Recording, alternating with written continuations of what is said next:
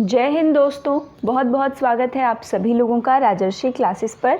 मैं प्रिया आज आपके साथ जेंडर स्कूल एंड सोसाइटी जो आपका बीएड का पेपर है, इसका एक पेपर में आया हुआ क्वेश्चन आज आपके साथ डिस्कस करने वाली हूँ।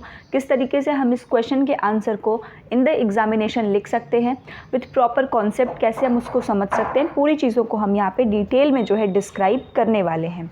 तो चलिए वीडियो को स्टार्ट करते हैं। इसमें जो भी आंसर है वो पूरा आपका हिंदी में लिखा हुआ है, क्योंकि बहुत सारे लर्नर्स जो हैं उनकी डिमांड थी कि जो आंसर है उसको हिंदी में कराया जाए। तो देखिए, जो आपका school as an active agency of gender based socialisation, जो आपका ये क्वेश्चन है, ये क्वेश्चन में ये बोला गया है कि जो आपका विद्यालय है वो एक सक्रिय आपके एजेंट के रूप में काम कर रहा है, जहाँ पर जेंडर बेस्ड सोशलाइजेशन सिखाया जाता है।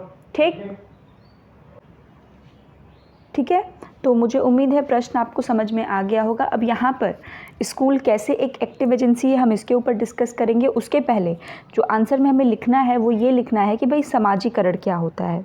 ठीक, तो समाजीकरण वह प्रक्रिया है, ये एक ऐसा प्रोसेस है जिसके द्वारा व्यक्ति सामाजिक व्यवहारों को सीखता है और उसमें अनुकूलन करना सीखता है। ये फिशर की डेफिनेशन है, आपके समाजीकरण की डेफिनेशन फिशर के द्वारा है कि भाई जो सोशलाइजेशन है वो एक ऐसी प्रक्रिया है जिसके द्वारा व्यक्ति अपने सामाजिक व्यवहारों को सीखता है, उसे किस प्रकार से क्या व्यवहार करना है और उसमें एडजस्ट करना, एडाप्ट करना सीखता है, उसी अनुसार अनुकूलित होना क्या होता है, सीखता है।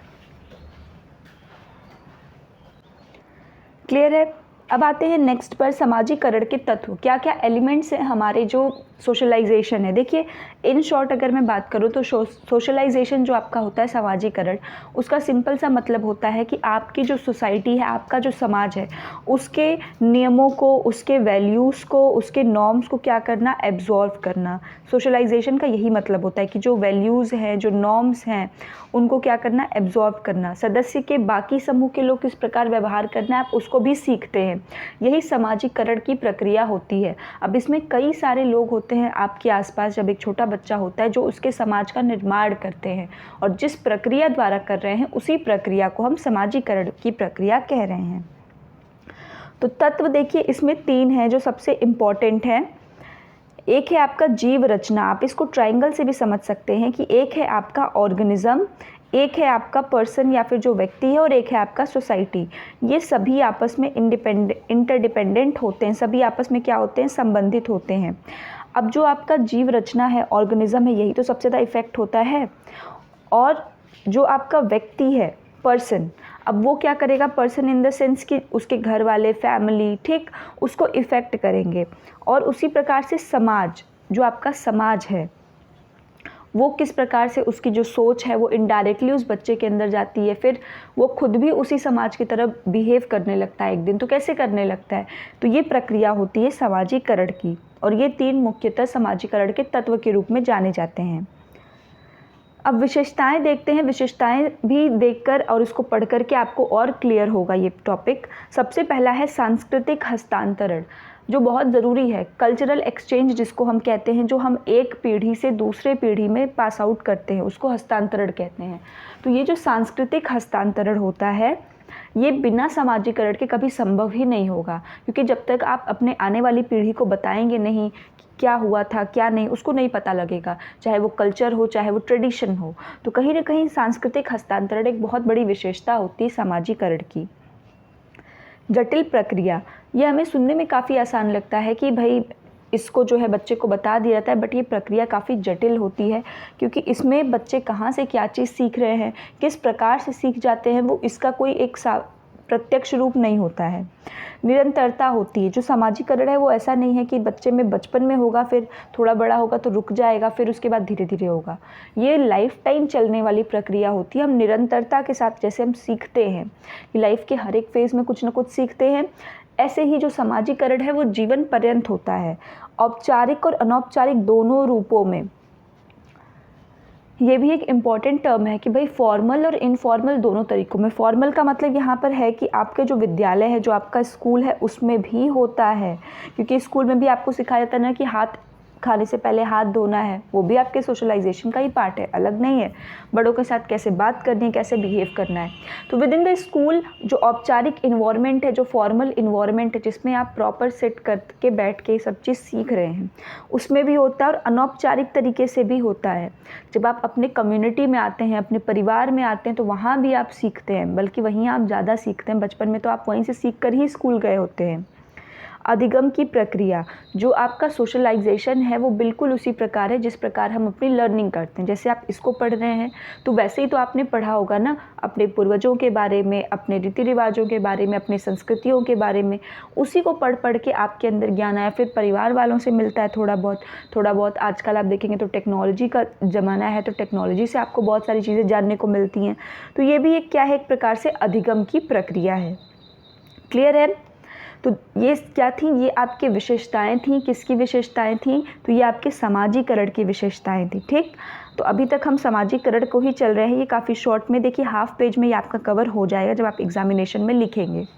इन केस अगर आपको समाजीकरण, जैसे देखिए इसमें समाजीकरण का कहीं पर भी जिक्र नहीं किया गया है, सिर्फ पूछा गया डायरेक्ट स्कूल जो है सोशलाइजेशन का एक एक्टिव एजेंसी है। बट प्रश्न ऐसे भी पूछ सकता है समाजीकरण से क्या तात्पर्य है और स्कूल कैसे एक एक्टिव एजेंसी है ऑफ जेंडर बेस्ड सोशलाइजेशन। तो उस केस में जो ये मैंने स्टार्टिंग का लिखवाया है ये आपके लिए बहुत काम आएगा। ऐसे आप शॉर्ट में लिख सकते हो, जब आपसे ऐसे लॉन्ग में पूछे, मतलब स्टार्टिंग में दे कि डिफ़ाइन करिए, तो इसको आप लिखेंगे डेफिनेशन। इसके साथ इस तत्व को और थोड़ा एलोबोरेट कर देंगे, समझा देंगे, इसके कैरेक्टरिस्टिक्स को समझा देंगे और इसको विद इन 1 पेज और डेढ़ पेज तक आप इसको लेकर के जाएंगे। ठीक है। प्रमुख अभिकरण, मेन एजेंसी, यही एजेंसी है जिनके थ्रू समाजीकरण होता है।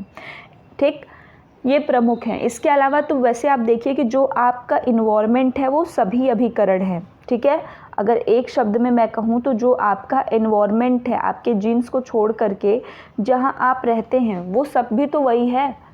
उन सबके द्वारा तो हम कुछ ना कुछ समाजीकरण सीख रहे हैं, कुछ ना कुछ वैल्यूज़ को सीख रहे हैं, तो सभी हैं। बट प्रमुख तौर से देखिए हम किसको मान रहे हैं। सबसे पहला परिवार हो गया, पड़ोसी हो गया। तो सही बात है, क्योंकि परिवार में भी हम अपने जीवन का बहुत समय बिताते हैं, तो उसके द्वारा बताई गई चीज़ें हमें प्रभावित भी करती हैं और हम खुद प्रभावित होते भी हैं। नेक्स्ट है पड़ोसी। जो पड़ोसी होता है वो भी सिखाएगा। आर्थिक संस्थाएं, देखिए कुछ संस्थाएं हैं जिनको आप एज इट इज़ याद कर सकते हैं। आर्थिक संस्थाएं, धार्मिक संस्थाएं। ठीक, ये इस प्रकार से आप संस्थाओं को याद कर सकते हैं। सांस्कृतिक संस्थाएं, तो ये जो संस्थाएं हैं इनको 2-3 तो आप ऐसे याद रख लीजिए संस्थाओं के नाम से, आर्थिक, धार्मिक, सांस्कृतिक। ठीक, परिवार, पड़ोसी। अब परिवार पड़ोसी के बाद तीसरे नंबर पे आप कहाँ जाते हैं? विद्यालय जाते हैं। स्कूल में गए तो कौन मिला? आयु समूह के लोग, मतलब जो आपके एज ग्रुप के हैं। ये याद करने का तरीका है। इस चार्ट को आप एज इट इज़ बना सकते हैं, थोड़ा और डेकोरेट करके, अपना क्रिएटिविटी लगा करके एग्ज़ाम में ड्रॉ कर सकते हैं, काफ़ी अच्छा रहेगा।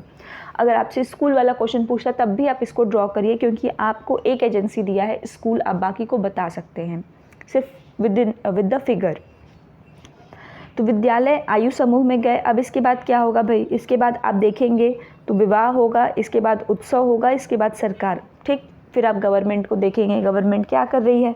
तो ये एक ईजी तरीका है कि आप अपने वे ऑफ पैटर्न में इसको याद रख सकते हैं। देखिए, तो what are the main agencies of socialisation. अब इसको रिकॉल करिए, कौन कौन है जिसके थ्रू आप समाजीकरण की प्रक्रिया को सीखते हैं।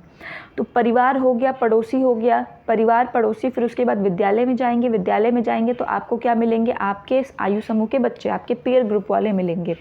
उसके बाद उत्सव, उसके बाद विवाह आप ले लीजिए। उसके बाद कुछ संस्थाएं हमने देखी, जैसे आर्थिक संस्थाएं, धार्मिक संस्थाएं और सांस्कृतिक संस्थाएं। ठीक, तो ये इस प्रकार से आप भी इसको याद रखिए और हमेशा, फिर सरकार लास्ट में है, फिर और इसको हमेशा जो है अपने दिमाग में बनाए रखिए। अब आते हैं विद्यालय पर, जो स्कूल आपसे पूछा गया है। एक डेफिनेशन है, डेफिनेशन अभी हम नीचे भी देंगे। यहाँ एक बेसिक डेफिनेशन है श्री एस बालकृष्ण जोशी द्वारा। किसी की उन्नति का निर्णय विधानसभाओं, न्यायालयों एवं कारखानों से नहीं वरन विद्यालय से होता है। बहुत सही बात है।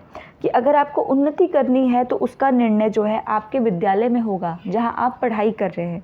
ठीक, इसका निर्णय कोई विधानसभा में बैठा हुआ कोई बिल नहीं कर सकता, क्योंकि बिल पास भी होगा, आप देखेंगे आरटीई पास हो गया, राइट टू एजुकेशन, बट वो तब तक आपको नहीं मिलेगा जब तक आप एफर्ट नहीं करेंगे, जब तक आप विद्यालय के अंदर जाकर बैठेंगे नहीं।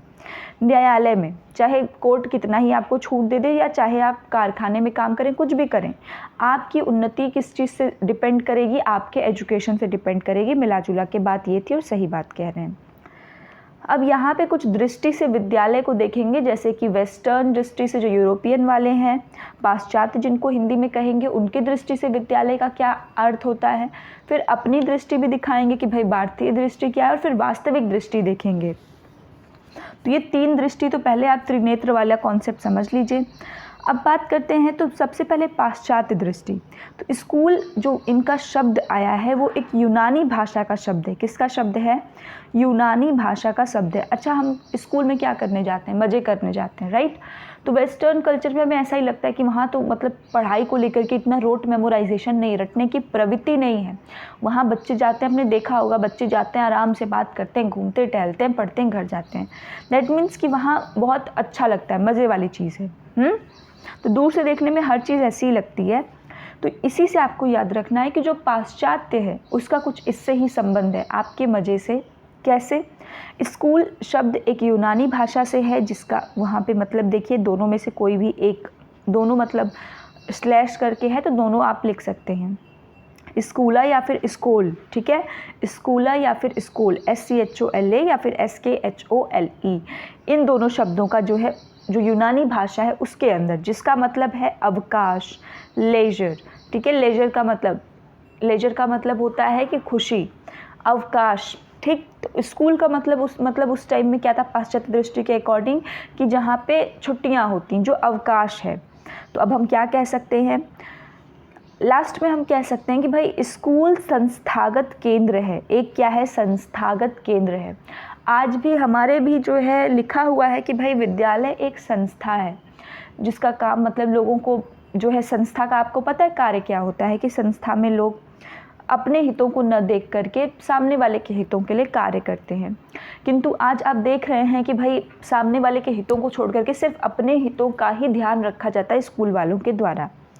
जहाँ शिक्षा प्रदान करने की व्यवस्था होती है, तो ये आप लिख सकते हैं with in a quotation last में कि भाई पूरा ये मिला जुला करके बात ये है। और पाश्चात्य दृष्टि से विद्यालय क्या है, स्कूल क्या है? एक संस्थागत केंद्र है जहाँ पर शिक्षा प्रदान करने की व्यवस्था होती है। Let's come to our Indian view point. भारतीय दृष्टि से देखें तो विद्यालय जो है 2 शब्दों से मिलकर के बना हुआ है, विद्या धन आलय। ठीक, विद्या धन आलय, विद्यालय। ठीक, विद्यालय वह स्थान है जहाँ ज्ञान प्राप्त हो, वही स्थान को विद्यालय कह देंगे। मतलब आपको जहाँ से भी ज्ञान की प्राप्ति हो रही है वही स्थान आपका विद्यालय है। अब आते हैं actual meaning of school. This actual meaning of school is very important. ठीक है, क्योंकि यहाँ पर हम जितने भी देखें, इसमें मैंने ब्लैक से इसको लिखा हुआ है, ये काफ़ी इंपॉर्टेंट है और ये डेफिनेशन आपको एज इट इज़ याद होनी चाहिए, ताकि बाद में भी अगर स्कूल का कोई हो तो इसको आप अपने तरीके से समझ करके आप कर सकते हैं। मैं इसको आपको बताती हूँ कि कैसे रिकॉल करना है, बहुत ईजी तरीका है। देखिए, विद्यालय का अर्थ, अब विद्यालय में हमने अभी पढ़ा कि विद्यालय को पाश्चात्य वालों ने कहा कि भाई संस्थागत तरीके से है, हमारे यहाँ उसको एक साधन के रूप में, संस्था के रूप में मान रहे हैं। ठीक, तो विद्यालय का अर्थ कोई स्थान हो सकता है, एक प्रकार से साधन हो सकता है, या एक संस्था से है। 3 चीज़ें कोई भी आप यूज़ कर सकते हैं। मतलब कि आप ये भी कह सकते हैं विद्यालय वह स्थान है जहाँ ज्ञान प्राप्ति हो, विद्यालय वह साधन है जिसके द्वारा ज्ञान की प्राप्ति हो, विद्यालय वह संस्था है जो ज्ञान प्राप्ति कराता है। कुछ भी आप इसमें यूज़ कर सकते हैं। मतलब कि यहाँ पर विद्यालय का अर्थ क्या है? उस स्थान से, उस साधन से, उस संस्था से। क्लियर है? पहले इसको क्लियर करिए। विद्यालय का अर्थ उस स्थान से, उस साधन से, उस संस्था से है जहाँ बालक अथवा व्यक्ति, मतलब अब कोई ना कोई पर्सन होगा ना, को उसकी क्षमता एवं बुद्धि के अनुरूप, कि आपकी जितनी एबिलिटी है, आप जितना सीख पा रहे हैं उसके अनुरूप। ठीक, तो स्थान है, साधन है, संस्था है जहाँ बालक को उसकी, किसके अकॉर्डिंग?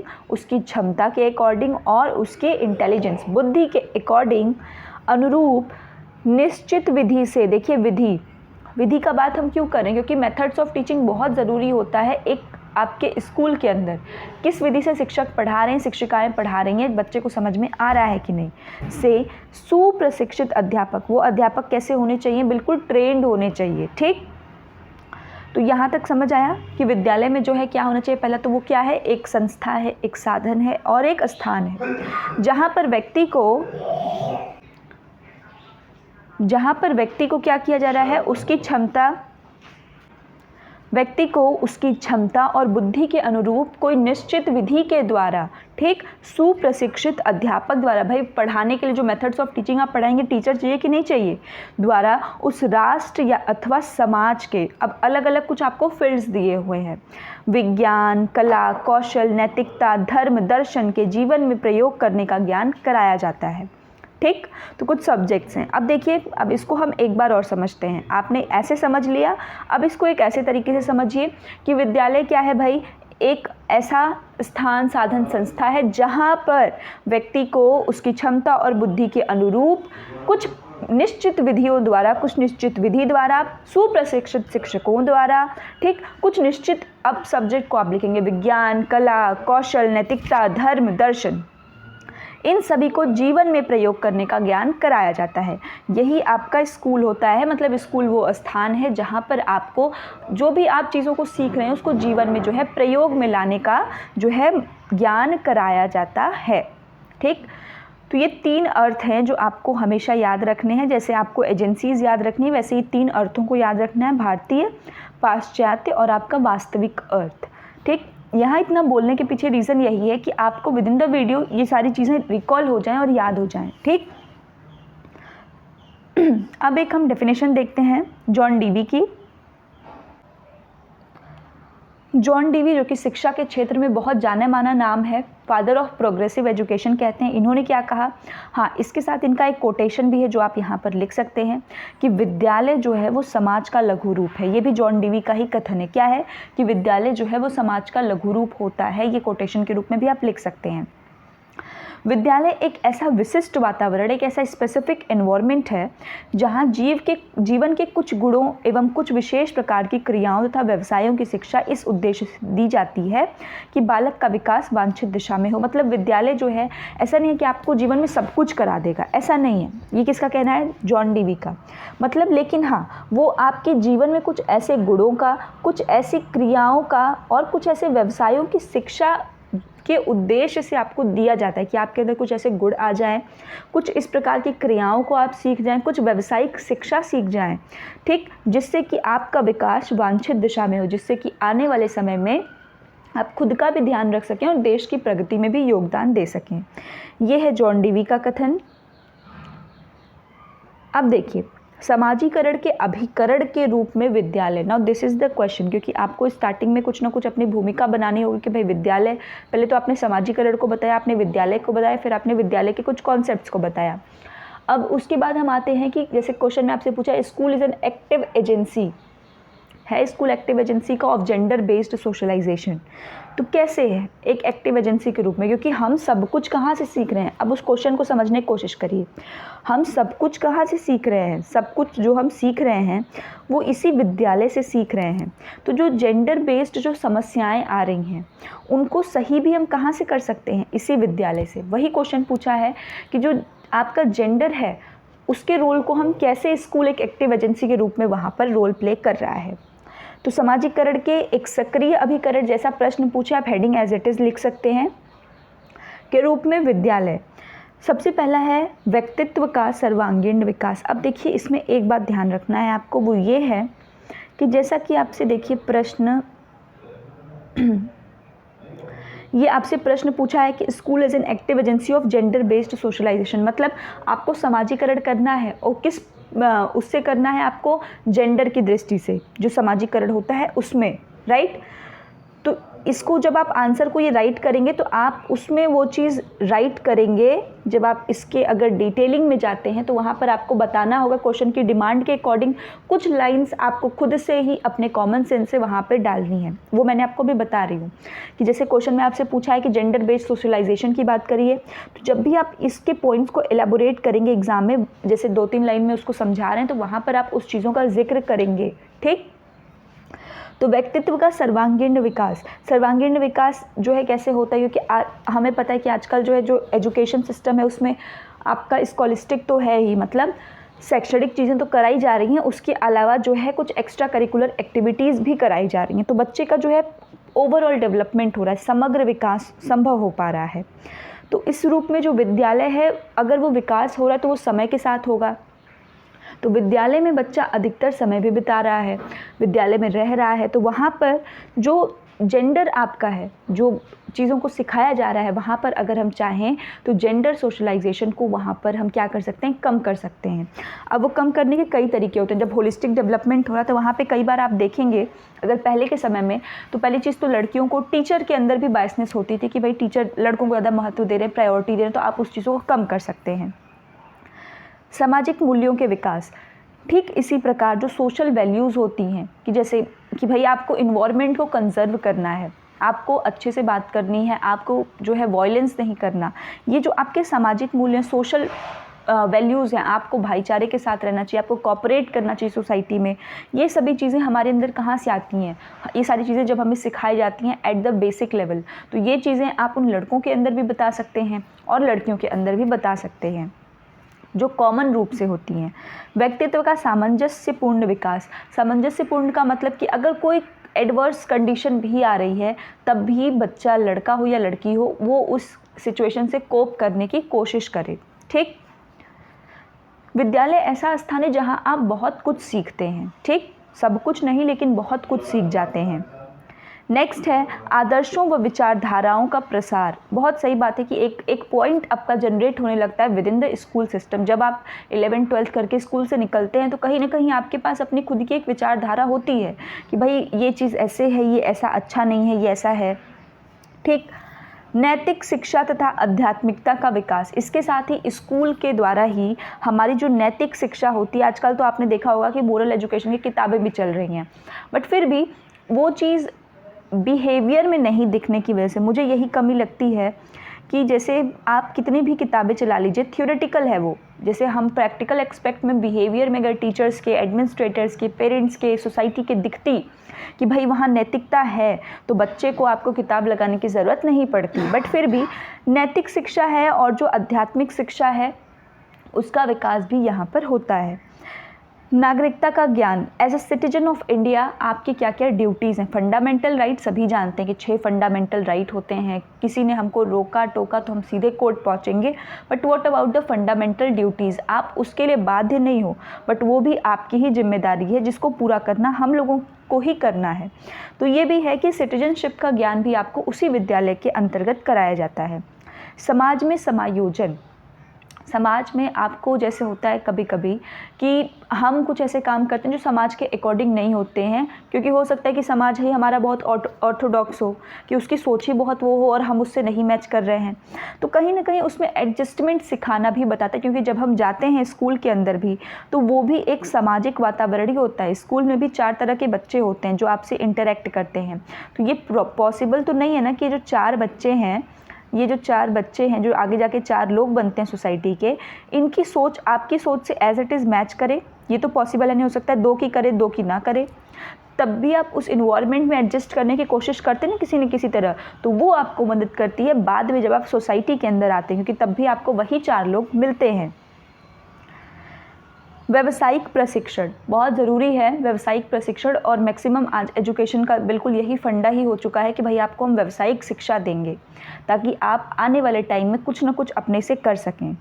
चरित्र निर्माण, चरित्र निर्माण बहुत ज़रूरी है। ये तो अब तो लोग इसको बिल्कुल सेकेंडरी मान रहे हैं कि भाई ठीक है पहले तो हम शिक्षा ले लें, व्यावसायिक शिक्षा ले लें, पहले ये कर लें, बट हमारे इंडियन एजुकेशन में जो सबसे foremost and the most important thing अगर किसी चीज़ है थ्रू एजुकेशन तो वो है चरित्र निर्माण। जी हाँ, कैरेक्टर। आप स्वामी विवेकानंद जी को पढ़िए या किसी भी भारतीय जो आपके दार्शनिक हैं, स्वामी विवेकानंद जी तो एकदम स्पष्ट कहा है कि भाई शिक्षा का पहला जो नैतिक कर्तव्य है वो ही है कि आपके चरित्र सही हो, आपका चरित्र निर्माण सही हो। हमारा भारतीय दर्शन ये है जो चरित्र निर्माण पर बच्चे के सबसे ज़्यादा बल देता है। ठीक, क्योंकि जो चरित्र निर्माण है ये बहुत ही इम्पॉर्टेंट एक्सपेक्ट होता है। ठीक, क्लियर है। नेक्स्ट जो है आपका रचनात्मक तथा सृजनात्मक क्रियाओं का विकास। बहुत सारे आपको पता है कि हमारे अंदर जो क्रिएटिविटी आती है, चाहे वो पेंटिंग की तरफ हो, चाहे वो ड्राइंग की तरफ हो, ये सारी चीज़ें जो हम सीखते हैं, और कुछ ऐसे नए नए चीज़ें जैसे पेंटिंग, ड्राइंग और ये सारी चीज़ें तो हम विद्यालय के अंदर से ही सीखते हैं, ठीक, जहाँ हमें सिखाया जाता है। तो कुछ चीज़ें हैं जो हम खुद से भी क्रिएट कर पाते हैं with in the school system. सामाजिक एकता तथा हस्तांतरण। सामाजिक एकता मतलब जो आपकी सोशल यूनिटी है, वो सोशल यूनिटी में कहीं ना कहीं टीम्स, कुछ ऐसे हम गेम्स के द्वारा ज़्यादा आती है कि भाई ठीक है तुम मेरी टीम में हो, तुम मेरे टीम में हो, ठीक। तो ये जो यूनिटी वाली चीज़ है ये भी वहाँ पे एजुकेशन के अंतर्गत आती है। सामाजिक जीवन से संपर्क। तो स्कूल जो है आपका वो एक ये भी मीडियम है जो कि आपको जो है जो बाहर का सिस्टम है उसके साथ कनेक्ट करने की कोशिश करता है। आप कैसे करता है इसको समझिएगा, ये इम्पॉर्टेंट है इसलिए क्योंकि इसमें जो है आप एनसीएफ को यूज़ कर सकते हैं। एनसीएफ 2005 जो है वो बता रहा है कि भाई जो बच्चे के एजुकेशन सिस्टम हो विद इन द स्कूल जो वो पढ़ रहा है, वो कहीं ना कहीं बाहर जो चीज़ें हो रही हैं उसके लाइफ में, जो आउटसाइड द स्कूल, उसके साथ कनेक्ट हो सके। तो आप स्कूल के अंदर कोई किसी चीज़ को पढ़े, किसी टॉपिक को पढ़े, इन्वायरमेंट का ही मान लीजिए कोई टॉपिक आपने पढ़ा, जब आप बाहर जाते हैं आप उसको देखते हैं कि अच्छा ये तो ऐसा ही मैंने क्लास में पढ़ा था और ऐसा यहाँ पर हो रहा है, तो कहीं ना कहीं फिर आप जो ऑब्ज़र्व करने की क्षमता है, जब आप बाहर दोबारा से जाएंगे तो वो आप हर चीज़ों को फाइंड आउट करने की कोशिश करें कि और कौन कौन सी चीज़ें मैंने पढ़ी हैं जो यहाँ पर है, तो उससे जो है वो कनेक्शन बिल्ड करने का काम भी स्कूल ही करता है। अन्य साधनों से सहयोग, ठीक, जो अदर आपके रिसोर्सेज हैं, जो अदर आपके साधन हैं, सोर्स हैं, उनके साथ कैसे हमें कोऑपरेट करना है, कैसे उनको यूज़ करना है, ये भी विद इन द स्कूल हम सीख पाते हैं। नेतृत्व के लिए प्रशिक्षण। लीडरशिप क्वालिटी भी जो जनरेट होती है, ऐसा नहीं कि आप बड़े होते हैं एकाएक आपको कहीं खड़ा कर दिया था और आप लीडर बन जाते हैं। उसकी शुरुआत जो है वो स्कूल टाइम से ही होती है। बच्चे के अंदर वो कैरेक्टरिस्टिक्स होते हैं, कई बार उसको कुछ टीम लीड करने को दिया जाता है, तो उससे उसके अंदर उन क्वालिटीज़ का डेवलपमेंट होता है। सांस्कृतिक विकास, इसके साथ ही कल्चरल डेवलपमेंट भी होता है स्कूल के ही थ्रू, ठीक। तो यहाँ पर मैंने आपको एनफ पूरे 15 पॉइंट्स जो है यहाँ पर दिया हुआ है कि क्यों एजुकेशन आपका है एक एक्टिव एजेंसी के रूप में जेंडर बेस्ड सोशलाइजेशन के लिए, क्यों एजुकेशन एक एक्टिव एजेंसी के रूप में माना जाता है।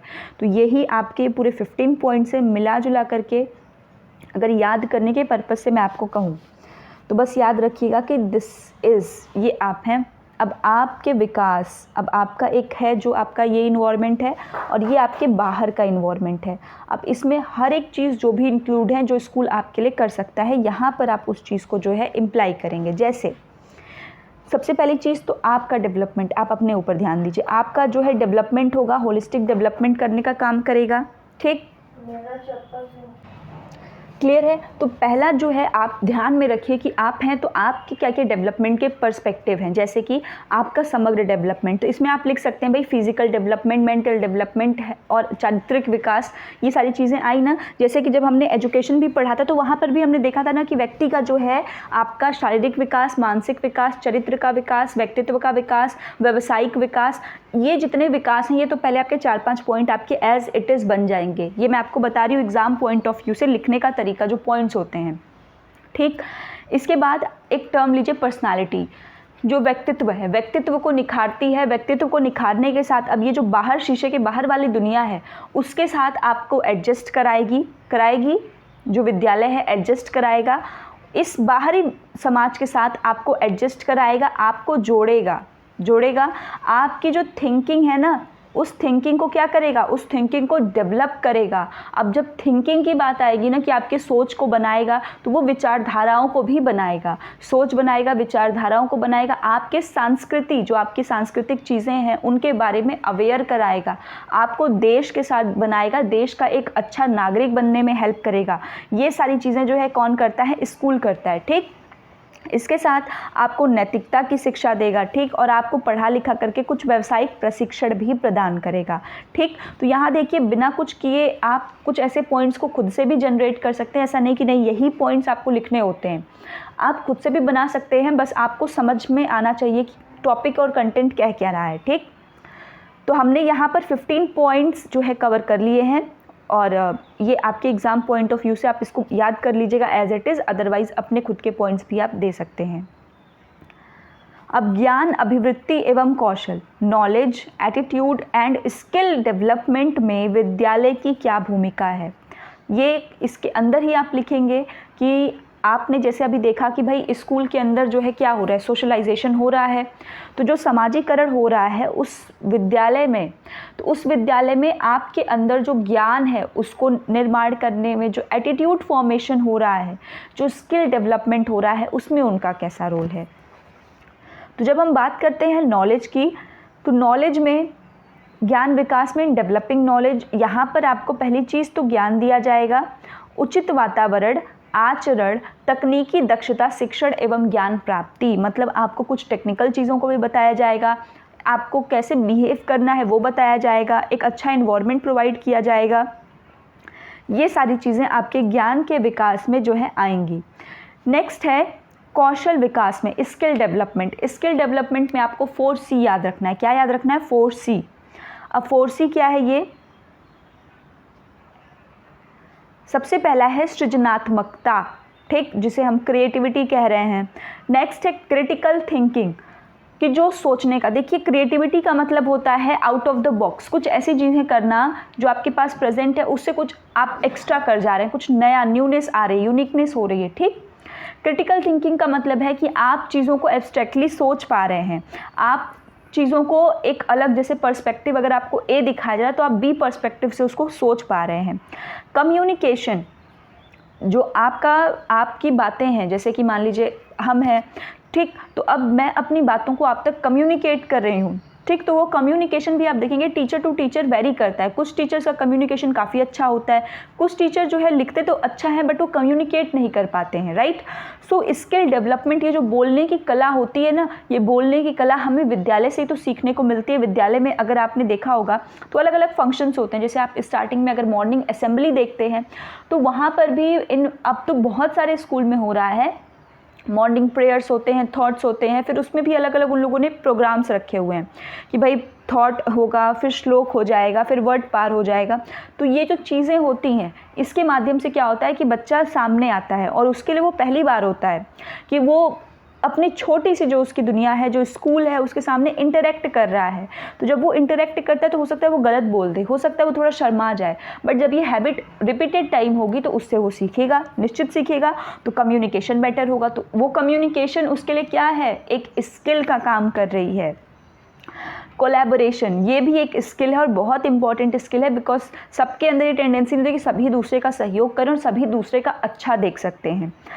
तो ये जो कुछ अच्छे कौशल हैं, इसके अलावा भी कई कौशल हैं, बट ये 4C अच्छा है आपको याद रखने के पॉइंट ऑफ व्यू से कि भाई स्किल डेवलपमेंट में स्कूल क्या रोल करता है, 4C। सो इंग्लिश में ही आप इसको याद रखें, कोई दिक्कत नहीं है। Creativity, critical thinking, communication and collaboration, ठीक। हिंदी में याद रखना चाहते हैं तो हिंदी में कर सकते हैं। विद्यालय की भूमिका को निम्नलिखित प्रकार से स्पष्ट किया जा सकता है। अब इनके रोल को कैसे स्पष्ट करेंगे? अभी जो आपने ऊपर किया, समाजीकरण के लिए कौशल, ये इसी के अंतर्गत है, जो हमने कौशल पढ़ा है ना, इसी के अंतर्गत है। समाजीकरण के लिए कौशल विकास आदर्श रूप से 13 वर्ष की आयु में प्रारंभ करना चाहिए। ये जो कौशल विकास की इन्होंने बात की है ना, कि अभी जो हमने ऊपर पढ़ा है 4C, इनका कहना है कि भाई 13 वर्ष की आयु में बच्चे के अंदर आपको इन चीज़ों पे ध्यान देना है कि बच्चे का कम्युनिकेशन कैसा है, बच्चा सोच पा रहा है कि नहीं सोच पा रहा है, कम्युनिकेट कर पा रहा है कि नहीं कर पा रहा है, कोलैबोरेट कर रहा है कि नहीं कर रहा है, ठीक। With in the age group of 13 बालक की रुचियों तथा अंतर्निहित शक्तियों, योग्यताओं का सर्वाधिक विकास करना। हम यही तो करते हैं, मैक्सिमम बच्चे के जो पोटेंशियल है उसको फाइंड आउट करने की कोशिश करना और उसके अकॉर्डिंग फिर उसका डेवलपमेंट करना। औपचारिक शिक्षा एक सक्रिय अभिकरण है। ये औपचारिक शिक्षा जो टर्म बार बार आ रहा है ना, इसको और विद्यालयी शिक्षा समझा करिए, ठीक है। मैं बार बार औपचारिक शिक्षा इसलिए लिखती हूँ ताकि वो आपको समझ में आए। इन द कॉम्पिटिटिव लेवल, चाहे आप एजुकेशन का पेपर दें, एमएड का दें, आगे कोई भी पेपर देते हैं, पूछता है कि औपचारिक शिक्षा, क्वेश्चन ईजी है बट गो थ्रू जो है हम लोग ईजी लिखते हैं कि विद्यालयी शिक्षा, तो आप तुरंत समझ जाते हैं। तो याद रखिएगा, विद्यालयी शिक्षा एक सक्रिय अभिकरण है इसी प्रकार से, क्योंकि वो आपके अंदर इन स्किल्स को भी डेवलप करने का काम कर रहा है। विद्यालय समाज का लघु रूप है। किसका कथन है ये? मैंने आज ही बताया है, ये जॉन डीवी का कथन है। ये समाज के उत्कृष्ट रूप का ही प्रतिनिधित्व करता है, मतलब समाज के जो बेहतरीन पक्ष है ये उसको ही बाहर निखारने का काम करता है, उसी को रिप्रेजेंट करता है। विद्यालय समाज को प्रगति की तरफ ले जाने का कार्य करता है, रूढ़िवादिता को कम करने में सहायक होता है। बिल्कुल सही बात है। अब देखिए, विद्यालयी छात्रों के अतिरिक्त विकास कौशल निम्न रूपों में प्रस्तुत किया जा सकता है। जैसे प्राथमिक में बात करें, जैसे अभी हमने कहा कि 13 वर्ष में, लेकिन अगर आप बचपन से कराना चाहते हैं उन कौशलों को जो 4 हमने 4C पढ़ा है, तो प्राथमिक में देखिए, पहले तो इसको देखिए, क्लास 1 से 5 तक आपका प्राथमिक होता है जिसको हम प्राइमरी कहते हैं। एक है आपका मिडिल जो कि आपका किस क्लास से, क्लास 6 to 8। उसके बाद आपका हायर में जाएगा 10th 9 to आपका 12th, या फिर कभी कभी 9 10th, फिर लास्ट में 11 12th। ठीक, तो प्राथमिक की उम्र होती है 6 से 11 वर्ष। इसमें आप थोड़ा उसको IT कौशल, कंप्यूटर, संचार, कम्युनिकेशन कौशल, स्किल के बारे में, एटीट्यूड के बारे में, एडेप्टेबिलिटी के बारे में, इन सब चीज़ों के बारे में आप उसको बता सकते हैं। ठीक, माध्यमिक में जो कक्षा 6 से 8 है, जब यहाँ 11 साल पे ख़त्म हो रहा है तो बच्चा अब यहाँ 11 से 14 या 12 से 14 में रहेगा। ठीक, रचनात्मकता, आत्म प्रबंधन, सेल्फ मैनेजमेंट, अपने आप को कैसे आपको कैरी ऑन करना है, अपने आप को कैसे आपको लेकर के आना है। जैसे उस छोटे बच्चों को होता है ना कि मम्मी तैयार कर रही हैं, सब चीज़ मम्मी कर रही हैं, बट फिर आपको खुद को कैसे कैरी ऑन करना है। सामूहिक कार्य भावना का विकास, यहाँ पे देखिए वही कोलैबोरेशन की बात कर रहा है। अब है माध्यमिक जो आपका 9-10 है, इसमें तनाव प्रबंधन बहुत ज़रूरी है, स्ट्रेस मैनेजमेंट एंड आत्म प्रेरणा से संबंधित विकास कौशल, कैसे आप सेल्फ मोटिवेट रह सकते हैं, इस स्किल को हम सिखा सकते हैं। उच्च माध्यमिक स्तर की बात करें, मतलब 11 से 12 साल जिसकी आयु 16 से 17 वर्ष होती है। ठीक, 9 से 10 वाले में आयु 14 से 15 साल, क्योंकि 2 ही क्लास है। 11 से 12 वाले में 16 से 17 साल। पहल, इनिशिएटिव, पारस्परिक संवेदनशीलता का विकास, मतलब कि किसी कार्य को करने के लिए बच्चे के अंदर खुद से पहल का विकास करना, कि भाई मैं नहीं नाम लूँगी, तुम लोग अपने में से बताओ कि ये कार्य को कौन करेगा, इस टीम को कौन लीड करेगा। ठीक, टीचर नहीं पॉइंट आउट करेंगे, बच्चे ही खुद से पहल करेंगे, भाई मैं करके देखता हूँ, मैं इस टीम की लीडर रहूँगी, मैं पहले जा कर के टीचर के सामने ये थॉट प्रेजेंट करूँगी, मैं पहले क्लास में प्रेजेंटेशन दूँगी, दिस वन। ठीक, हायर एजुकेशन की बात करें, जो उच्च शिक्षा है, मतलब ग्रेजुएशन आपका हो गया या कोई वोकेशनल हो गया या फिर आपका रिसर्च वाली जो चीज़ें हैं। वाणिज्यिक जागरूकता यहाँ पर है, समस्या समाधान, प्रॉब्लम सॉल्विंग और जीवन यापन से संबंधित कौशल विकास, कि बच्चा भाई उससे क्या कर सके, कुछ न कुछ चीज़ों को सीख सके, कुछ न कुछ चीज़ों को जान सके। नेक्स्ट और थर्ड आपका लास्ट है जो हमने रोल पढ़ा, जो हम पढ़ रहे थे कि भाई कौशल को, अभिवृत्ति को और जो है आपका इनके विकास, ज्ञान को बढ़ाने में आपके विद्यालय का क्या रोल है। तो ये रोल है। स्किल में देखिए कुछ आपको पॉइंट्स दिए गए हैं। अभिवृत्ति विकास में यही है कि जो एटीट्यूड है, जैसे आपको पता है क्या होता है एटीट्यूड, नज़रिया अभिवृत्ति भी कहते हैं, ठीक, हिंदी में, इंग्लिश में एटीट्यूड कहते हैं। तो ये पॉजिटिव भी होता है और नेगेटिव भी होता है। बहुत हद तक डिपेंड करता है कि आपको स्कूल में जैसे टीचर ने किस प्रकार से ट्रीट किया, बच्चों के साथ आपके रिलेशन कैसे हैं। अगर थोड़ा सा आप किसी चीज़ के प्रति गलत एटीट्यूड भी रखते हैं तो स्कूल में बहुत चांस है कि वो नेगेटिव किस में चेंज हो जाएगा, पॉजिटिव में। तो स्कूल बहुत इंपॉर्टेंट सोर्स है, वो आपकी लाइफ को ना मोल्ड करने की क्षमता रखता है। तो यही है कि अगर वहाँ पे आपको सही शिक्षा मिल जाती है तो आप जीवन पर्यंत आप निश्चित सही दिशा में जाते हो। ठीक, तो ये आपके एटीट्यूड को डेवलप करने में बहुत इंपॉर्टेंट रोल प्ले करता है। तो ये आपका था, ये पूरा के पूरा जो आज हमने टॉपिक कवर किया है कि school as an active agency of gender based socialisation. मुझे उम्मीद है कि ये पूरी वीडियो आपको अच्छे से समझ में आई होगी। ये बिल्कुल मैंने टू द पॉइंट रखा है, ये बिल्कुल नोट्स है और बिल्कुल टू द पॉइंट, इसमें कुछ भी एक्स्ट्रा एलिमेंट मैंने ऐड नहीं किया है। एज़ पर योर क्वेश्चन, जैसे कि अगर मान लीजिए उसमें सोशलाइजेशन भी पूछ दे तब भी आपको दिक्कत नहीं होनी चाहिए, क्योंकि जो मैंने पॉइंट में लिखा है उसको मैंने एक्सप्लेन किया है। आप उसको खुद से भी एक्सप्लेन करके पेपर में 4 से 5 लाइन आराम से लिख सकते हैं, कोई दिक्कत नहीं है। ठीक, और इसको लिखने के लिए दूसरों से ज़्यादा, से मैं आपको इतना बता रही हूँ, अपने ऊपर बिलीव रखा करिए कि आप उस चीज़ को और बेटर तरीके से कर सकते हैं। ठीक, तो रोज़ कहा करिए ट्रस्ट इन योरसेल्फ, खुद पर विश्वास रखो, आई कैन डू इट, तो आप निश्चित ही अच्छा करेंगे। ठीक, तो चलिए मिलते हैं अगली वीडियो में, तब तक अपना ख्याल रखें। अगर कोई क्वेरी हो, कोई समस्या हो तो कमेंट सेक्शन में आप हमें बता दें।